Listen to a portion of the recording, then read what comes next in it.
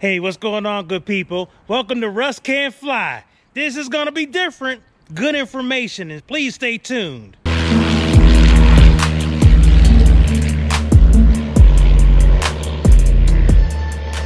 So this video is gonna be a little different. I mean, you know, video inspirations come from so many different sources. Sometimes ideas just pop into my head. Sometimes it's based on a conversation I've had with another pilot.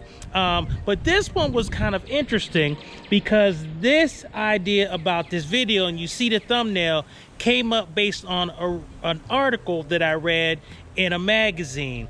And I thought, man, this is something that people need to be aware of. This is a problem that people should be aware of, but there is a way to deal with this situation, and I want to propose it to you all. And you probably think, oh, this is just common sense, but people don't always know. At least I didn't. So there's so many resources at your fingertips, but there's one major resource that I think you really should consider, especially if you find yourself on the wrong side of the federal aviation regulations, or the FAR. Now, this particular article was interesting, and I'm going to have to look at the book when I talk about this regulation, but this article was about an individual who was operating an aircraft that violated section 91.130C1. And I'm going to show you that in a second. So I want to show you that regulation and read it in its entirety, because that's going to be informative to the resource that I'm going to suggest. So if you see here, 91.130 deals with operation in Class C airspace. And then it talks about, unless otherwise authorized by ATC, each aircraft operation, put a pin in that, in Class C airspace must be conducted in compliance with section blah, blah, blah, blah, blah. Now, if you go down to 91.130C1, it talks about arrival or through flight. Each person must, not should, not is suggested, not if you feel like it, no.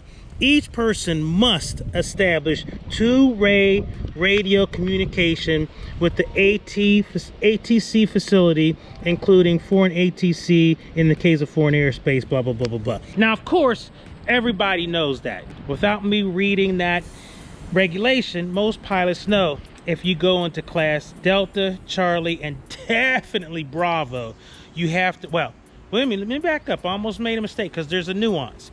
If you go into Class Delta or Charlie, you must establish two-way communication. Everybody knows that. Now, with Bravo, you not only have to establish two-way communication, but you must be cleared into the Bravo. So there's that little distinction, but I digress. We're not talking about Class Bravo. We're actually talking about a Class Charlie airspace.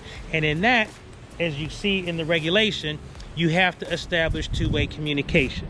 Okay, so you with me so far? All right, cool. Now, let's go back to the FAR, because this is where it gets interesting. Okay, so let's go back here. So as you can see, unless otherwise authorized by ATC, each aircraft operation in Class C airspace must be conducted in compliance with this section. And again, we talk about establishing two-way communication. But this is what's really interesting. Aircraft operation.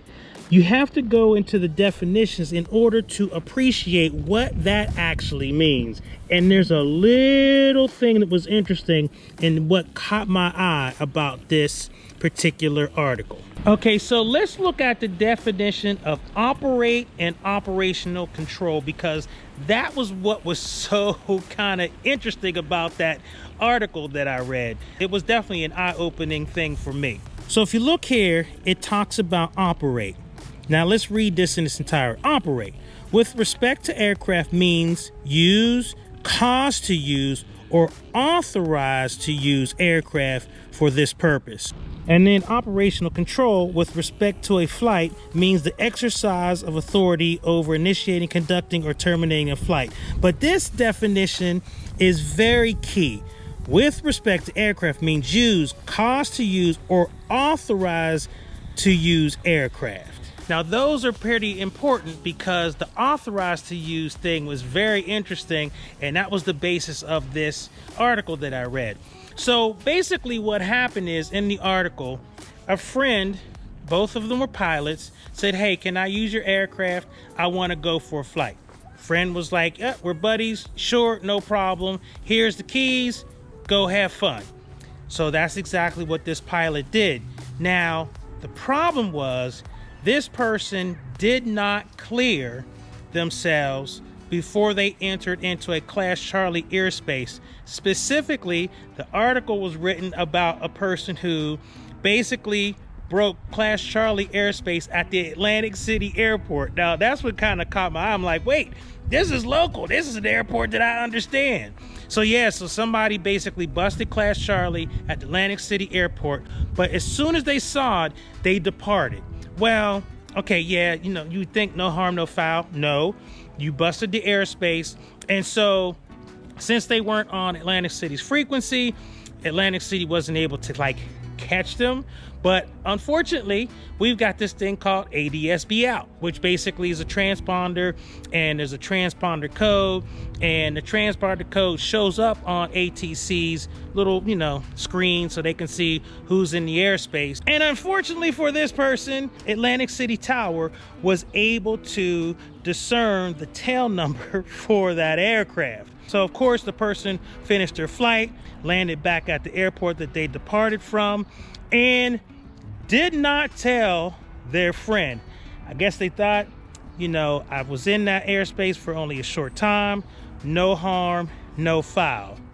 Well, as it turns out, that even though the person who was operating, actually physically operating the aircraft, after investigation, they were able to discern who owned the aircraft. And lo and behold, a nice letter from the FAA showed up in the aircraft owner's mailbox saying, you are in violation 91.130 C, what is it?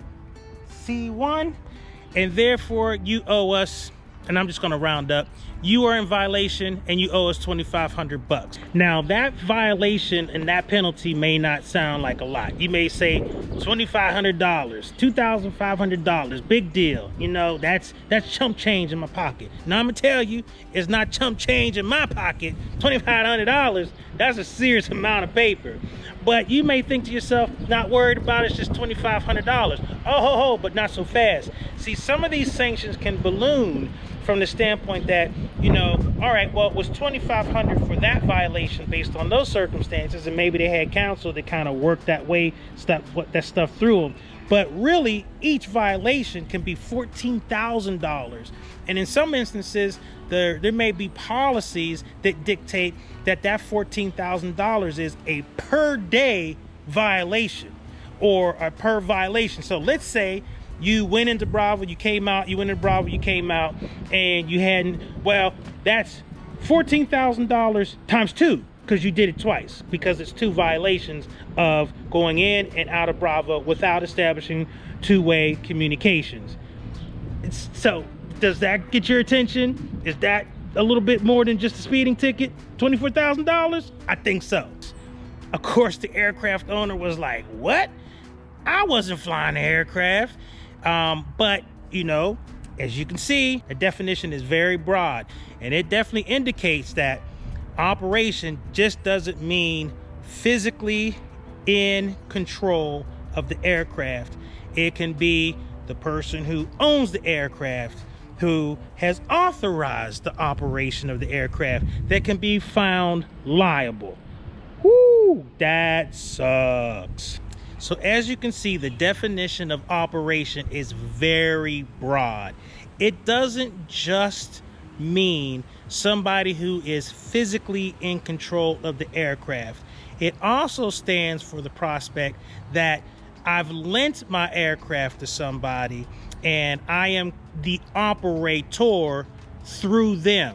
And so I gotta tell you, being on that side or the wrong side of the aviation regulations, that really must suck, because I can only imagine what that document looks like coming from the FAA. I'm sure it is very menacing. I'm sure there's a ton of legalese, and the idea that you know, you're gonna be fined and have to pay this fine. And I'm sure there's some days that if you don't pay the fine by a certain day, there's penalties and interest that accrue. And you know, it's the federal government. So the whole thing must have been just so completely intimidating. And I tell you, a lot of people may think, all right, well, you know, I'm going to take on City Hall. You know, you see all these movies about, you know, the small guy, you know, and David and Goliath and all that kind of stuff. I mean, works in the Bible, works in the movies, but I got to tell you, there is this saying that I want you to think about, and it goes like this. A person who represents themselves has a fool for a client. I'm just saying, this would be not a time for you to be messing around with trying to like play lawyer because you saw a lot of law shows on TV and all that kind of stuff. That's not gonna, that could end not so well, especially given the fact that you've, you know, been in violation, and you know, who knows what impact it's going to have on your insurance, any of that kind of stuff. So this is nothing to play around with, but you do have an advocate, a very important and huge advocate, and that's what I really want to talk about for the rest of this video. There is an organization called the Aircraft Owners and Pilots Association, or AOPA for short. So I am a member of AOPA, and I'm going to tell you, I suggest every licensed pilot, every student pilot, every pilot period should be a member of the AOPA. That organization is your major advocate for all things aviation. So the one thing I'm clear on is I don't know everything about the AOPA. Haven't really even met anybody from, you know, any part of the, you know, the management side of the organization. But here's what I do know. The AOPA not only advocates for legislation to protect pilots like us, they're doing some wonderful work around this low lead gasoline issue that I'm glad is being addressed from an environmental standpoint. But the other thing that they offer is they will offer legal services for you in the event you find yourself on the wrong end of the FAR, and you can't beat that for any amount of money in the world, I gotta tell you. And the reason why I say that is each area of law is specialized. Yeah, you could go out, get your cousin, he's a lawyer, he does trusts and estates, or he does divorces, or they do slip and falls. I'm sure they're a very learned and scholarly individual. But when you start talking about aviation regulations and violations and the federal practice, or going before administrative law judges for a federal agency, that is a completely different ball of wax. And if you find yourself in a situation where you need an advocate, you want an advocate who has spent their careers doing this kind of thing. The AOPA, they have these people available and on staff to help you out, to guide you through this labyrinth of federal aviation regulations and all of the policies that are associated and attached to those regulations. I mean, it's a morass of penalty policies and guidance documents and sometimes interpretive guidance and all that kind of stuff. You don't want to be sitting at your coffee table trying to navigate through all of that, thinking that you're going to find your way through that maze. Do yourself a favor and just join AOPA. That way, if you get something in the mail, you can give them a call and say, hey, listen, I've got this issue. As soon as you give them the citation number, you can basically just know that they're going to know exactly what you're talking about. They're going to know exactly what to do, and they're going to be able to guide you through this whole situation. And, you know, why not have that type of peace of mind where you know that somebody is working on your behalf? Now, don't get me wrong. When there are violations, it is what it is, right? That's the whole reason why we're supposed to know what's in those regulations. We're supposed to know the rules, but mistakes can happen. Sometimes people do bust airspaces. I got pretty darn close one time flying out from wings and not realizing that Bravo shelf is right there at 3,500. And I got a little enthusiastic in my climb because it was nice and cool, and that 172 was cooking. But I almost busted that shelf, and I thought to myself, but for the grace, there go I. So anybody is capable of making a mistake. But when I saw that the AOPA provides legal support and provides guidance to pilots like myself, I was sold. It was like instantaneous. That yearly membership fee, worth the price of admission, clearly, just for that. And of course, in addition to all of the legal support that you can get from the AOPA, they give you lots of cool stuff. And in fact, the magazine, the AOP magazine, is where I saw this article and is the basis of this video.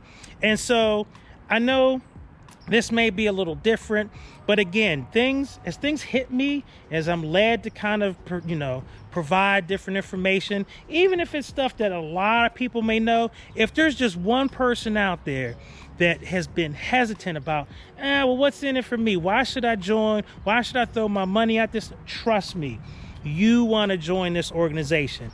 The other thing is, I have the app on my phone. There's like airports, it'll show you airport check-ins. There's a weather thing where you can do some weather things, some weather stuff there. There's all of these amazing tools that you have right at your fingertips, available on your phone. And so really that's it. That's all I wanted to talk about. Don't be on the wrong side of the FAR. Understand what the regulations are, but just know that they are complicated. And I can tell you, I can guarantee you, if you get something in the mail from the FAA because there's some breach of the rules, it is going to be extremely, extremely intimidating. It's going to be written in a form that you're not going to understand as a layperson.